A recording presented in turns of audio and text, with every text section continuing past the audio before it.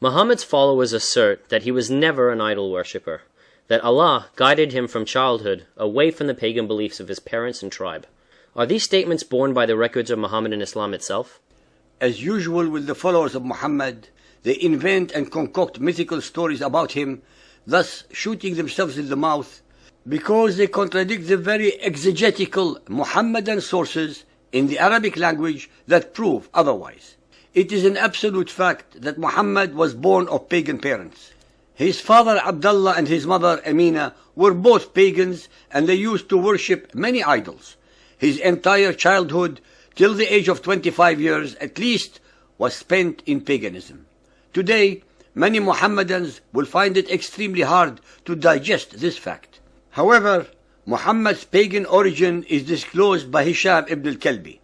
On page 17 of his very important work, Kitab al-Asnam, the Book of Idols, he writes, "We have been told that the Apostle of Allah once mentioned Al-Uzza, saying, 'I have offered a white sheep to Al-Uzza, while I was a follower of the religion of my people.'" In the statement above, Muhammad clearly admits his past adherence to the paganism of his tribe, the then religion of the Quraysh. When Muhammad married Khadija, his first wife, who was a Hanifiyya, that is, one who believed only in the God of Abraham, being neither a follower of the laws of Moses nor of Jesus, she introduced him to her uncle, Waraqa bin Nawfal, who had converted from paganism to Christianity. There is absolutely no doubt that Khadija's and Waraqa's religious influences were singularly instrumental in making Muhammad think deeply about his pagan religious beliefs. As he attended the annual assembly of poets at Ukaz, he was deeply impressed and moved by the thoughts, eloquence, sentiment, free thinking, and humanism expounded by many of those poets. He started questioning the idol worshipping of his tribe and began, at the age of 40 years, 15 years after marrying Khadija, to start preaching the concept of the one God, the Creator, similar to the concept of the Jews and Judaized Arabs of his days. Nonetheless, as the Quranic verses amply demonstrate, he was confused as to which God ought to be his one and only God. Allah at that time was the supreme rock god of the pagan Quraysh. From Muhammad's perspective, their only fault was that besides Allah, the Quraysh used to worship as intercessors with Allah other smaller gods and goddesses like Hubal, Al-Lat, Al-Uzza, Al-Manat, etc. So, at the start of his new concept of an almighty creator, Allah was out of the question. Besides, at that time, even the magicians, the soothsayers, the sorcerers, and Satan worshippers used to vow by Allah. Thus, Muhammad at the very beginning found it utterly unacceptable to make Allah his only God, Ilah. During those pagan days, the people of Yemen used to worship another deity whose name was Ar-Rahman, who was coincidentally also the Jewish word Rahmana, which was a name for God in the Talmudic period. They were still influenced by the legacy of the Judaized Himyarite kingdom of the Yemen. Muhammad for a while adopted the name Ar-Rahman for God in place of Allah. Muhammad believed that by using the name Ar-Rahman, he ought to be able to get the support of the Judaized Arabs to his new belief system. Please note that nowhere in the Qur'an does Allah say that he has 99 additional names, including Ar-Rahman. In fact, these alleged names are actually attributes, sifat, and not names, that were heaped later on Allah by the followers of Muhammad. So, when he declared himself to be the messenger of Ar-Rahman, the Meccans too were at a loss and confused. The Meccans did not know of any Ar-Rahman other than Ar-Rahman of Al-Yemen. When we read with an unbiased mind the first 50 surahs in chronological order of the Qur'an, we note Muhammad's confusion regarding Lord, Rabb, Allah, and Ar-Rahman. He was quite unsure of whom he should consider as his only God, Ilah. Here is a summary of the first 50 surahs regarding Muhammad's idea of his only God. Lord, Rabb in 11 surahs. Ar-Rahman and Lord, Rabb in 2 surahs. Ar-Rahman, Allah, Lord, 1 surah. Allah, Lord, Rabb, 18 surahs.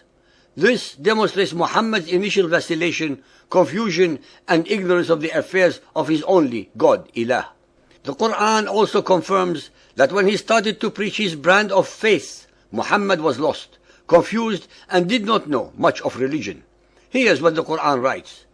Yusuf 12:3.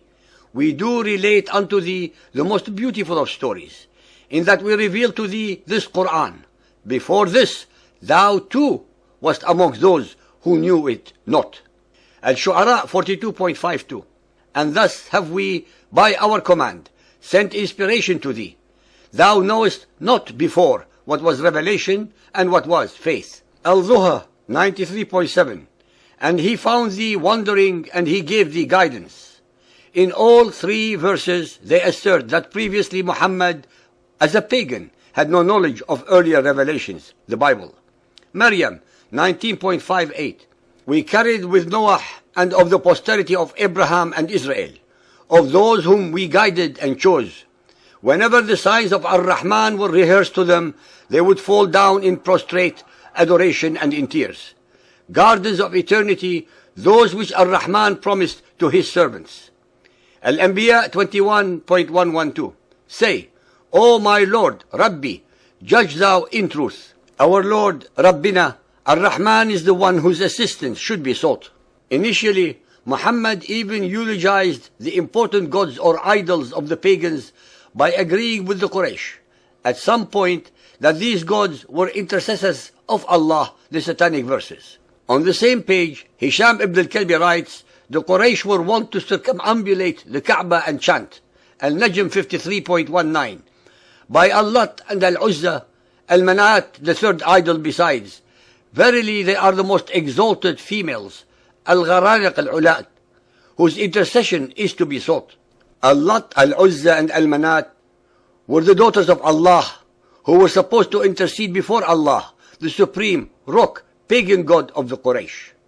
Muhammad, in a moment of desperation and weakness, to try and bring his Quraysh tribe to his way of thinking, compromised his monotheism by allowing himself to state that he received the above revelation from Allah. The above represent the satanic verses controversy, whereby Satan allegedly was able to easily mislead Muhammad into allowing his followers to have partners with Allah, as they had under paganism. That is, to allow the three daughters of Allah to share his divine throne by being intercessors between humanity and Allah. When Muhammad realized the enormity of his error, that he had compromised his monotheism, he later very conveniently abrogated verses 21 and 22 and replaced them with the following. 53.21. What? For you the male sex and for him the female? Behold, such would be indeed a division most unfair.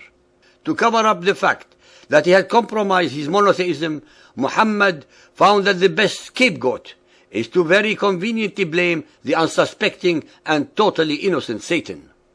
Being the self-proclaimed prophet of Allah, Muhammad always blamed others for all his own errors, troubles, and failures. I would like our listeners, both believers and unbelievers, to ponder the following irrefutable fact: that the alleged monotheist Muhammad venerated, circumambulated, kissed and hugged the black stone, even when the Kaaba still contained all 360 idols of the Quraysh and was still a pagan temple all his adult life.